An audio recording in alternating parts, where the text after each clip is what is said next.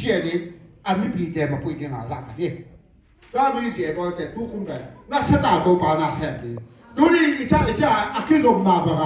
你红色的进来的嘛，一定啊出个白，给回答的，给人答的，知道听啦，哎嘛，都你给把写的嘛记不得话的，那记得保护，哈啦路亚，我还记得。ทุมีแต่ตอนนั้นว่ากิมูเปปัสเซียนตัวกิมูนะบอกฮาเลลูยามีแต่ตัวกิมูลูกตัวเจ้าบอกให้จีเลยอีลูกขันนะข้าจะตีขาดอีหำสันนะข้าจะอีแกนเชียงอ่ะปัสเซียนข้าเชียวทุ่งไอ้หูอีตัวปนาข้าจะโจท้ายดิทุ่งกี่แกล้างกี่สาทุ่งกี่แกอีลูกชิมาเชียงทุ่งใส่ลำกี่ตุ่มยาวฮาเลลูยาก็มีแต่บอกให้จีเลยกุ้งตั้งเก๋กี่คนงานเราสิจิโร่ดีกินเลยแค่คนข้ามนอกสิ่งที่เราดีไปตั้งที่ถูกปีตัวบ้านตั้งงานตาเฮ้อาเมนโอเคไอ้หน้าจอก่อนเนาะ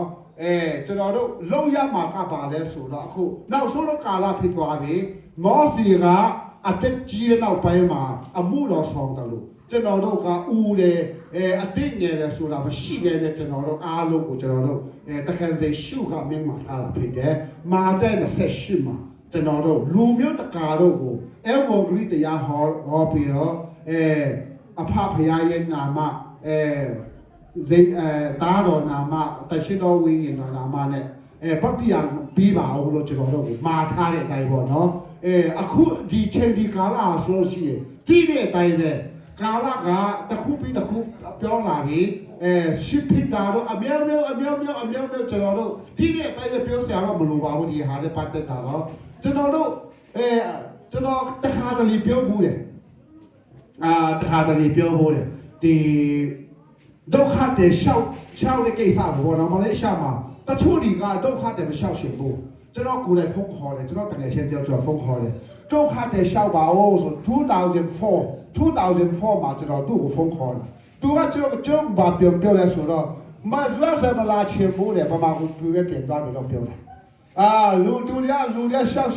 လူရရောက်လိုက်တော့သူကနောက်ဆုံးမှရှောက်တယ်ရတော့ရတယ်သူဒါပေမဲ့သူကအခုထိမလေးရှားမှာကြံခဲ့တယ်လုံးဝလာလို့မရတော့ဘူးထိုးလေးလိုပဲကျွန်တော်တို့ဒီစီဆောင်ချင်းဆိုတာလေဒီလိုမျိုးပဲရောက်လာတယ်နော်အခုတခုပြောပြမယ်ကျွန်တော်တို့ဘယ်နေရာမှာဆိုမှကျွန်တော်တို့အဲဝကလေးတရားဟောလို့ရတယ်သူတို့အိမ်မှာလည်းကျွန်တော်တို့ကောင်းစလိပြီးတော့မှဒီမယုံကြည်သူဒီအင်ကိုလောက်ခောက်ပြီးတော့မှတရားဟောလိုက်တဲ့အချိန်မှာသူတို့ကဖွင့်ချင်းတော့တရှင်တော်ဝိညာဉ်တော်ဥဆောင်မှုအောက်မှာချစ်သူတို့အတ္တတာကိုပြောင်းလဲနိုင်တယ်ဟာလေလုယာအာမင်ဒီအမူရီဆိုတဲ့ယုံကြည်သူတယောက်ကသူကဘယ်လိုလဲဆိုတော့သူကမာစဂျိုးဆက်မှာသူမွေးရကမာစဂျိုးဆက်ဖြစ်တယ်ပြီးတော့သူအသက်9နှစ်အရွယ်လောက်မှာသူကအဖေဆုံးသွားတော့တယ်သူအမေနဲ့အသက်ရှင်တယ်တတိတော့ဘာဖြစ်လာတယ်လဲဆိုတော့ဘော့စတန်ကိုမတ်ချူဆက်ကနေဘော့စတန်ကိုပြောင်းလာတဲ့အချိန်မှာသူရဲ့အန်ကယ်ဆိုင်မှာပေါ့ grocery store ဆိုင်မှာကုန်စုံဆိုင်မှာသူအလုပ်လုပ်တယ်အလုပ်ရင်းနဲ့ဒီဖနာလေးပါလေးကြောင်းတယ်အဲ့ဒီနေ့မှာလူတယောက်ကသူ Sunday school ဆရာတယောက်ပေါ့နော် Sunday school ဆရာတယောက်ကလာပြီးတော့မှသူ့ရဲ့ဒူးလောင်ယုံမှာstore ထဲမှာဟုတ်ပါဒူးလောင်ယုံမှာအနောက်ခါမှာပေါ့အနောက်ခါမှာသူကဒီကက်တယ်ရှင်အကြောင်းကိုပြောပြတဲ့အချိန်မှာချက်တော့ပြောင်းလဲသွားတယ်ဟာလေလုယာကျွန်တော်ပြောချင်တာကပြောင်းလဲတယ်ဆိုတော့လူတယောက်ရဲ့အတ္တပြောင်းလဲမှုဆိုတာကဖျားကြောင်းထဲမဟုတ်ပါဘူးဒီတဏီယာတိုင်းမှာဝိညာဉ်တော်ကအလုံးလုံးတယ်ဟာလေလုယာအာမင်ကျွန်တော်တို့ရှိတဲ့နေရာတိုင်းမှာဝိညာဉ်တော်ကကျွန်တော်တို့လည်းအတူရှိတယ်ဟာလေလုယာဒီခုတ်ကြရအောင်ခုတ်တယ်ဟိုက်တော့ပါတော့ခလုံးတက်ခုလည်းမဟုတ်ဟာလေလုယာဘာဟဲကြည့်လဲဒီအမူရီပဲတာအမပဲတခါဟေးဒီဘာလို့ပြောမဟဲကြည့်လဲအနူအပါရှိတော့ကျဲငါမက်ဆာချူးဆက်ပတ်စာဘော့စတန်တော့ပြောဘူးတော့နာအန်ကိုကြည့်ကျဲငါအပနိုကူငါနာဆက်Sunday school ရှေ့ပါဟိပေတော့ဟန်ဆုံငါပတ်ရှေတူကန်ပြင်ထားကြလားတော့ပတ်ရှေနာအစားလို့ခါလားအမေရိကတနိုင်ငါလုံးအမေရိကတဲ့ခါလို့လာကိပတ်နာပဲဒီမူဒီပါနေကြတာဟာလေလုယာအာမင်တို့တဲ့ပုံမောဟဲချီတဲ့တခါတလေကျွန်တော်တို့နော်ပြောပြမယ်တ တခါတလေကျွန်တော်တို့ကအတစ်ဦးတွေလို့ပြောတယ်ခမေမေကျကခုံတမ်တာပတ်စင်ထုကဒီငင်ကေကခုံတမ်တာဟီထုကဒီဆိုကေငါတော့ရှိချီထေတာအေးဘာမဟဲချီလေပတ်စင်ဒီပီလနာရှမ်နာလခုံတမ်နာတော့အေးနာနာဟီရောလားခုံတမ်နာတော့အေးလို့ပီလနာရှမ်နာတော့အေးလို့ in US ကမ်pel ခါအတန်းစာကျွိုင်းဂုခိနာသူအတန်ကိုပဲ DL မူရိုင်ပဲ DL မူရီပဲအလိုက်တန်းပဲမတန်းစကီပဲလားတော့ဟလာပဲစကလည်းလိုက်တန်းဘွေးငါတော့ဘန်တုံးတာလားတော့ဟလာရအင်္ဂလိပ်နာမခဖေခုစိတ်ပေါ်ရကလာခုစိတ်ပေါ်ရကလာဒီဘောဟဲချေတဲ့ခုစိတ်အပေါ်ကျင်းတာတိတ်မတာအပါဆုံးအမေရိကမှာဟာမစားအင်္ဂလန်တဲ့ပဲအမအကိမစ်ဆန်ရုံလို့လားတူဒီတော့ကျင်းမအင်္ဂလန်မိတဲ့ပဲကိမစားဘူးလားအမေရိကတဲ့ချီတယ်ပဲအရှိမော်ပြောလို့လားအရာကအင်္ဂလန်စားကအမေရိကတဲ့ကြီးဟန်တော့ဆိုပဲဆဲဘာဟာဟဲချီတယ်ပတ်ရှယ်လာအဲ့တဲ့ကြီးဟာတော့အမောစားဒီအမှုဒီအင်္ဂလန်တရားဟောကြပုံဟဲချီတယ်မာကန်တဲ့ကြီးစားလို့လောက်တော့ဒီကျကပွေရှယ်တော့နမဟမ်ပန်ဂရာမာမန်နိုင်ရှိချူလားဂရာမာမန်နိုင်ရှိချူတော့ပဲဒီအမှုဒီဘာကတော့ကြလဲဟဲချီတယ်ဂရာမာတော့ကပြန်ထားဟီလို့အခါရှင်တော့ကပြန်ထားကြီးကြီးတော့ပါမတနာတာဟဲ့အာမင်ခုပြန်တော့ပါပါပါဟာလေလုယာဒီအချိန်မှာကျွန်တော်တို့သိရမှာကတော့ပညာတတ်လို့လူတွေကပြောလဲမှာမဟုတ်ပါဘူးစစ်စကုန်းစာကြွေဝါလို့ကျွန်တော်တို့တရားဟောတဲ့ချိန်မှာဒါမှမဟုတ်ရဲ့အဲ့ဝန်ကလေးအကြောင်းဟောတဲ့ချိန်မှာလူတွေပြောလဲတာပေါ့ဝီရင်တော့တပါးတာကြီးကျွန်တော်တို့ကအောင်မြင်ချေရတာအကြောင်းအမျိုးမရှိပါဘူးအဲ့ဒါကြောင့်ဒီအမိုးတွေကအင်္ဂလန်မှာသူကတရားဟောတယ်ခုဆက်အကြီးကျယ်လုပ်တယ်လူတွေကထောင်ပေါင်းများဆိုသူရှိမှသူကနားထောင်တဲ့အချိန်မှာအင်္ဂလန်လူမျိုးဆိုလို့ရှိရင်သူတို့ကမာနထောင်လာတတ်တဲ့လူတွေသူတို့ကလူမျိုးကြီးဆိုပြီးတော့မှနေမဝန်နိုင်ငံဆိုပြီးတော့မှသူတို့ကအင်္ဂလန် empire ဆိုပြီးတော့သူတို့မာနထောင်နေတာပေါ့လေသူတို့ကဘာဆိုလို့ရှိရင်တော့တခါတည်းရှုပ်ကိုယုံကြည်ပြီးမဲ့အပြည့်အဝနဲ့လက်ခံတာမရှိတော့ပဲဖြစ်မှာပေါ့ဒီအမှုတွေကတရားဟောလိုက်တယ်လူတွေမြုပ်များဆိုပြောင်းလဲလိုက်တယ်အဲ့ဒါကြောင့်အင်္ဂလန်မှာဖြစ်ဖြစ်ဒီ US နိုင်ငံမှာဒီအမှုတွေကြောင့်ကဒီနူးထမှုပေါ့ဒီအမေရိကမှာနူးထမှုဆလာတာဒီအမှုတွေကြောင့်ဖြစ်တယ်ဟာလေလုယာအာမင်လူတယောက်ကလာပြီးတော့မှသူ့စီကိုလာပြီးတယ်ဒီအမှုတွေခင်ဗျာအင်္ဂလိပ်စကားပြောတာကြတော့ grammar မမှန်တည်ဘူးတဲ့ဒီအမှုတွေဘာပြောလဲဆိုတော့ grammar အဖြစ်လူတွေပြောလဲတာမဟုတ်ဘူးတဲ့ပြောလဲတာကတည်းရှင်းတော်ဝိညာဉ်တော်အားဖြင့်ဖြစ်တယ်လို့ပြောတယ်ဟာလေလုယာအာမင်အဲ့ဒါပဲလေကျွန်တော်တို့ကပညာမရှိပြီမဲ့တရှင်းတော်ဝိညာဉ်တော်နဲ့ကျွန်တော်တို့အတူသွားလို့ရှိရင်တရားတော်ဟောတဲ့အချိန်မှာလူတွေကအတက်တာပြောလဲနိုင်တယ်ဆိုတာအဲ့ဒီနေရာမှာကျွန်တော်တို့တက်တည်ကိုမြင်ရတာဖြစ်တယ်ဟာလေလုယာအာမင်အဲ့ဒါကြောင့်နော်အသက်ကြီးပြီဒါမှမဟုတ်ရင်ပညာမတတ်ဘူးစာမတော်ဘူးကြားစာဖတ်တာလည်းမတော်ဘူးဘာစကားပြောတာလည်းမတော်ဘူးလို့မပြောရဘူးဘာဖြစ်လို့လဲဆိုတော့ဖယားတခင်ကကျွန်တော်တို့တရားဟောဖို့ရတက်တော်တယ်ဆိုပြီးတော့မှရွေးထားတာမဟုတ်ဘူးမတက်တော်ပြီမဲ့တက်တော်ပြီမဲ့ကျွန်တော်တို့ကဒီမှာမာသ28မှာတခင်စိရှုကတခင်စိရှုအကြောင်းကိုလူမျိုးတကာကိုကျွန်တော်တို့တရားဟောဖို့ရတော့မင်းမှာထားတာဖြစ်တယ်အဲ့ဒါကြောင့်လူတိုက်မှာကျွန်တော်တို့တာဝန်ရှိတယ်ဆိုတာသိဖို့အမှန်တမ်းရည်ရှိတဲ့အရာတစ်ခုဖြစ်တယ်ဟာလေလုယာအာမင်အဲ့ဒါကြောင့်ပေါ့နော်နောက်တစ်ခုပုံပြင်တဲ့တစ်ခုပြန်ပြောချင်တယ်ဟိုFadis ဆိုတဲ့အမျိုးသမီးတယောက်ပေါ့နော်သူကသူလည်းပညာမတတ်ဘူးဘာဖြစ်လဲဆိုတော့သူရှောက်တဲ့အရွယ်လောက်မှာဆရာဝန်ကစီးထိုးလိုက်တဲ့အချိန်မှာသူကဘယ်လိုပြောမလဲဘုရားရအလိုတော်ရှိလို့ပဲဖြစ်မှာပေါ့နော်သူကမျက်စိဝေသွားတော့တယ်သူကမျက်မမြင်ဖြစ်သွားတော့တာအသက်အရွယ်9နှစ်အရွယ်လောက်6နှစ်အရွယ်လောက်အဲ့ဒါကသူဆူတောင်းလိုက်တယ်ဆူတောင်းပြီးတော့ဒီနယူးယောက်မှာသူကကြောင်းတက်တယ်ဒီမျက်မမြင်ကြောင်းမှာကြောင်းတက်လိုက်တယ်ကြောင်းတက်လိုက်တော့တနေ့မှာသူကအိမ်မက်လိုက်တယ်ဒီသူ့အားဖြင့်တနိုင်ငံလုံးလောကတစ်ခုလုံးမှာဒီဖယားရဲ့တခြင်းကိုပေါ်ထွက်လာပဲဆိုတာသူကအိမ်မက်ရသွားတယ်သူ့နာမည်ကတော့ Fadis လို့ခေါ်တယ်ပေါ့နော်သူက6နှစ်အရွယ်မှာသူကမျက်စိကွယ်သွားတယ်တာမန်သူကကြတော့မွေးရကြတော့သူမြင်ရတယ်ဒါပေမဲ့ဒီဆရာဝန်တယောက်ကြောင့်သူကပြစ်မြင် တူအားဖြင့်သူဒီ him ဆိုတဲ့ကျွန်တော်တို့ဆိုတဲ့တခြင်းအားလုံးကရှစ်ထောင်လောက်တခြင်းရှစ်ပုံရှစ်ထောင်လောက်ကိုရေးထားတယ်ရှစ်ထောင်လောက်ရေးထားတယ်နော်ကာကန်ဒီဟီကာဆဆာဒီဆိုတဲ့တခြင်းဒီပေါ့နော်ဒီလူမျိုးကအစားတော်က him တခြင်းကိုရှစ်ထောင်လောက်သူရေးထားတယ်သူရေးထားတဲ့တခြင်းကတကဘာလုံးမှာအမေရိကန်တွေကပေါ့နော်ဒီ missionary လုပ်တဲ့ခါကြရင် missionary ကတချင်းကိုသူတို့မတန်ပြီးဘူး sulfur အရင်တန်ပြီးတယ်ဒီအမေရိကန်တွေကနော်ဖျားခင်ပညာပေးထားတာလည်းဖြစ်မှာပေါ့နော်သူတို့အကြမ်းတယ်ကျွန်တော်ရှင်းစားတော်လိုက်ကြဒီလူတွေကဒီအမေရိကန်မှာဆူတဲ့တချင်းအားလုံးဒီ him တချင်းအားလုံးကိုကျွန်တော်ချင်းတော်ပါလေကိုဆူလို့ရတယ်ဟာကျွန်တော်ပြင်ရှင်းစားတယ်ဘာဖြစ်တာလဲဆိုကျွန်တော်သဘောမပေါက်နိုင်ဘူးတပုတ်ရှင်သူတို့တင်ပြီးမယ်ဆိုလို့ရှိရင်ပြသွားရနိုင်ပါလေဒါပြမဲ့သူတို့ကအရင်မှာတင်ပြီးတယ်ဆိုတော့ဘာသာကြီးခေါင်းဆောင်တွေကို sulfur အရင်တင်ပြီးတာ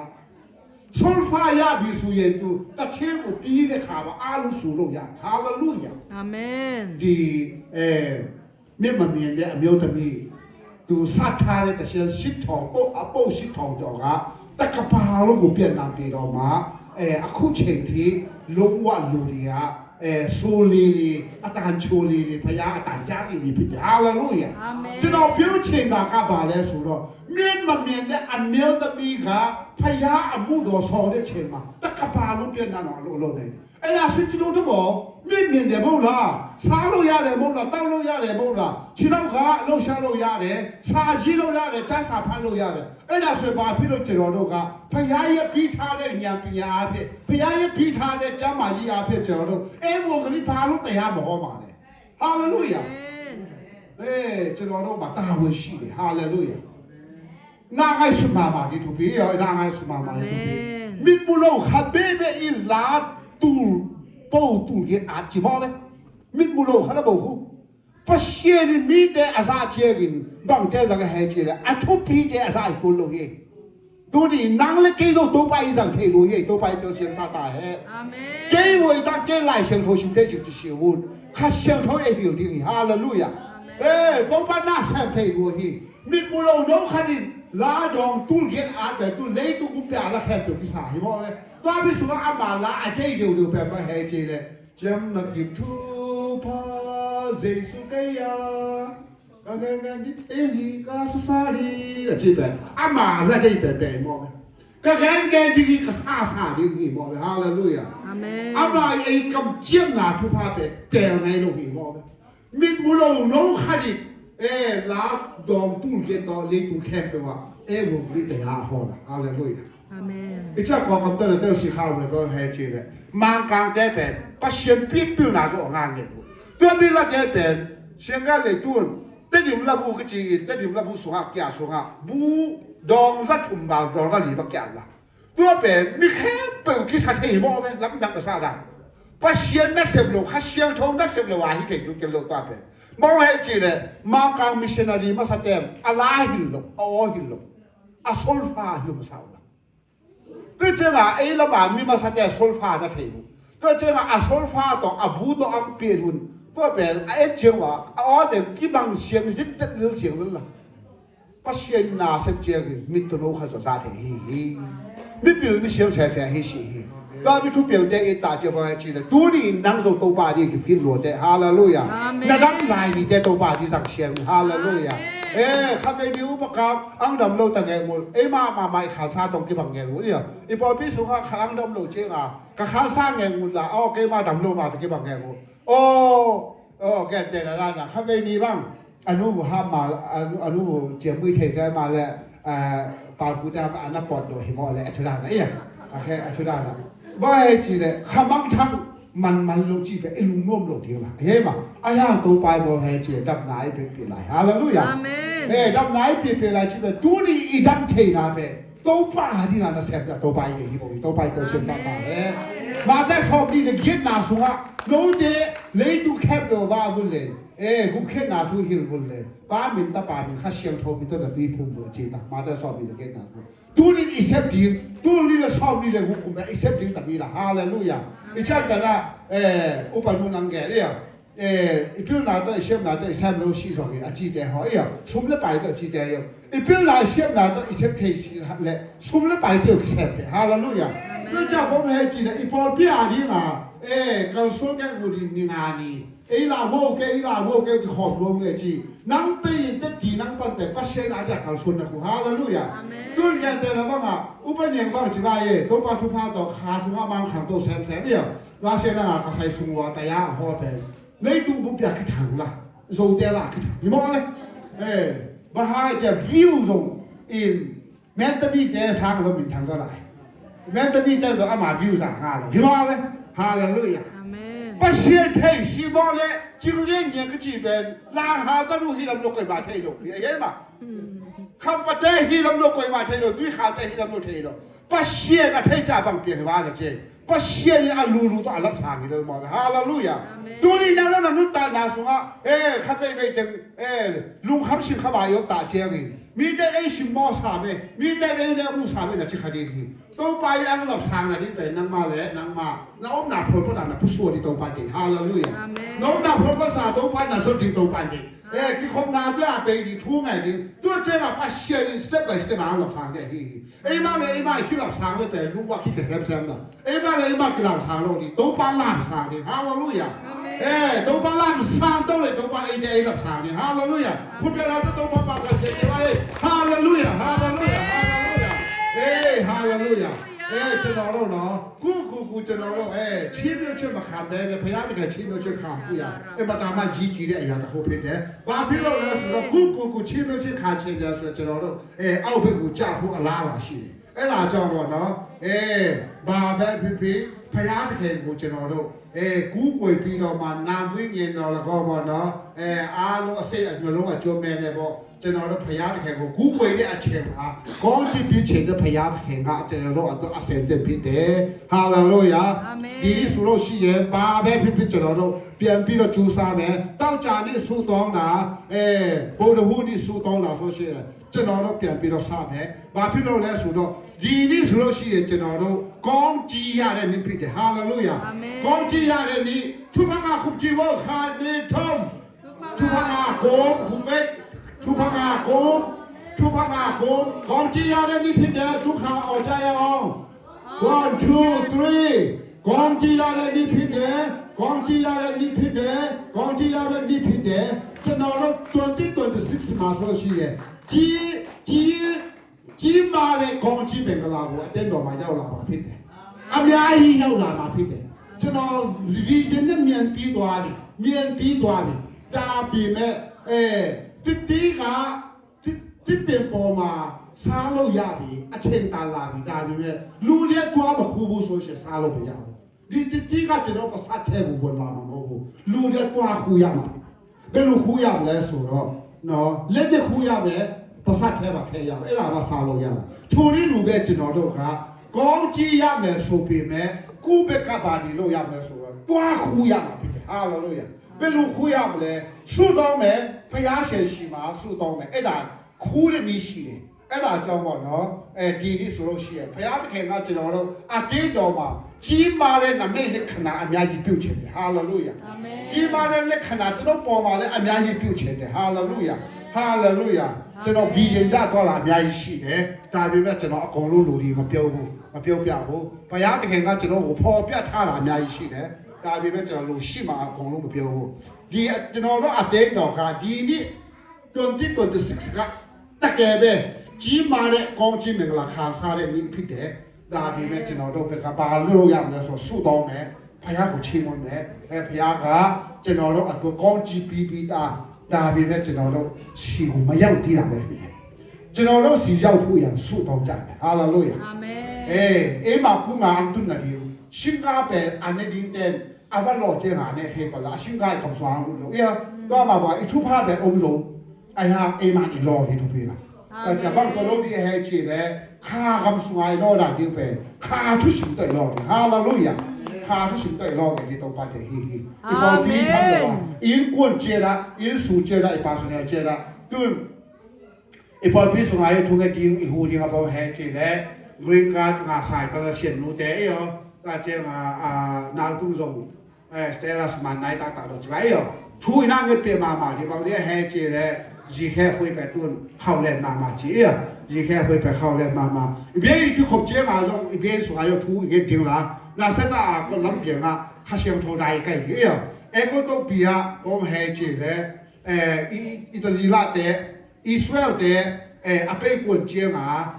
高边啊，西个大的希腊的话都没阿飞啦，贝诺了。哎呀，嗰邊啊，司機大路嗰邊得招劇到佢睇啲乜咩？多麻煩冇係住啦，到你耶穌是邊能力嘅啊，呢個程度啦，哈利路亞。阿門。幫金手下佢整啲乜咩？哈利路亞。阿門。耶穌是邊佢整垃圾能唔能夠 ？Praise the Lord。阿門。哈利路亞。阿門。到你嗰邊啊，耶穌是但咧，離開嗰邊被睇到嘅，哈利路亞。阿門。記得啦咩？慢慢都已經過路，我們有了。路望到我哋每一人都辦要成啲，阿姨下嘅，耶穌是邊個諗辦咁多啲嘅，哈利路亞。即係都啲愛十倍噃，喏愛十倍㗎咯，好似嘛，特嘅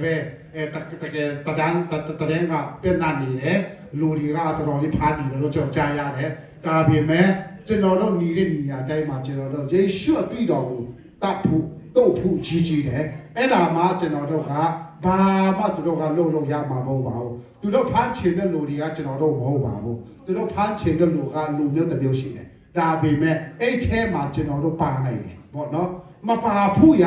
ဘာလို့လုပ်ရမလဲဆိုတော့ကျွန်တော်တို့တခါဝမှာပေါ့တခါဝမှာကျွန်တော်ရေရွှတ်ပြီးတော့ကိုတတ်ဖို့ရည်ကြည်တယ်ဟာလေလုယာအာမင်ရေရွှတ်ပြီးတော့ကိုတတ်တဲ့ချိန်မှာအဲ့ကိုတော့ပြီးကနေဣတိလလူမျိုးတွေထွက်လာခါနေမှာသူတို့တခါဝမှာသူတို့အသွေးပါတဲ့လူတွေဆိုရှိရဲ့အင်ဆိုလို့ရှိရဲ့တိုက်ကွန်ကင်တမန်ကအဲ့ဒီအင်ကိုမဝန်တော့ပဲနဲ့ဖြစ်သွားတော့လေထိုနည်းလိုပဲကျွန်တော်တို့တခါတည်းရှုရဲ့အသွေးတော်ကညီယာတိုက်မှာလုံလောက်တဲ့ရှိတယ်ဟာလေလုယာအသက်တာမှာလည်းလုံလောက်တယ်တရားတော်မှာလည်းလုံလောက်တယ်မိသားစုအားလုံးပေါ်မှာလည်းလုံလောက်တယ်အားတွေရှိတဲ့ချိန်မှာလည်းလုံလောက်တယ်ယောဂတဲ့ချိန်မှာလည်းလုံလောက်တယ်ဟာလေလုယာလက်ကိုကြည်ကြရအောင် Praise the Lord Praise the Lord Hallelujah Hallelujah ตอนนี้เชฟผมให้เจแล้วปอพี่อาทิตย์นี้บางแห่งก็ยังมาปุ๋ยในงานบ้านขันเสียพี่อีกมันที่แบบพวกส่วนก็เจ้าตั้งใจจะทุกข์เปลี่ยนเจดีย์ก็ยังมาปุ๋ยก็เจ้าสู้ว่าตัวว่ากี่ทอมดีก็เจ้าล้ำปีดวงแกงตัวสันว่าจิตใจกี่ทอมดีเป้ว่างานมาลงดีคิดจะทำลงไปว่าเจดีย์ไงก็เป็นว่าต้องเล่นคิดตัวล้านนะครับผมปุ๋ยอีกวันนึงก็เป็นสีมาบอกว่าคิดจะทำลงไปว่าคอยจีรันหอบบอลลงดีคิดทำเล่นแต่จีไก่ดีจีแต่หอบบอลดีจีเขาจะได้อยู่ในสารวงบุมาที่สุดตัวนี้แกก็แปลว่าให้จีแล้วต้อมนาคอนโครชันบอกว่าจีเลยมอสิยกคุณสอบเนี่ยจินสอเจียงตัวภาษาฮินาบอกฮีก็คุ้มตำตาจิชิวุนคุ้มตำตาจิชิวุนตัวเจียงพิลซิลเสียมสิจิชิวุนอีจ้างครั้งเดียวนี่พิลโลคิดเจียมแต่กรามาเสียมสิคิดจีบารูเอสกับแคมเปลในตรงแคมเปลตบิเซสุทุตัวอันลิงลอดฮีตาสกีบอกคุยOxford University 啦，不会嘛的，那什么，那个拉玛就蛮难写字。如果把邦干了还字嘞，个拉玛都去平台，是还想到都去平台，不至少了来呀。都你这就大平去了嘿，都把还想到用 people 嘞，咁等看到你在平台在嘿。都你在那话，那年我不写书啊，弄到这，这个更难的么？哈利路亚，个塔罗，阿妈把我这个个塔哈的么？ตัวมาบังนั่งอีปาวนนะข้าจะมีเขานัทหันละนั่งอีเล็บจีข้าได้อยู่มีเขาเล็บจีเทละตัวหลังแบบองค์กรไว้ได้จากพอแห่จีเกย์มันชิงจะชิวเกย์ผิวชิงจะชิวเกย์วยตั้งจะชิวตัวป่าที่หุ่นอมหัวฮีฮาเลลูยาอีเซปเทหุ่นอมฮีเซปเทหุ่นอมฮีเซปเทนอนโลหุ่นอมตัวเดียวฮีก็มีเสียอาคิดจะทำโลแบบแปะว่าโลดีฮาเลลูยาแปะว่านอนโลดีตัวป่านาแทนที่ฮาเลลูยาအဖေတော့ပဲပါဦးလေတော့ဇေဆုထုခဲ့ပြပဲပါဒီဟာလေလုယာဇေဆုထုခဲ့တာပဲပါဒီဟာလေလုယာကြည်တာနေတော့ပါဟေးဆောင်နေနော်ဟေးကိမလေကိမဆယ်တော့မဟာမထားငိုင်းနော်ထားငါဒီတော့ထားငါဒီထဲစီထားဘယ်ငါစကေဟာလေလုယာအာမင်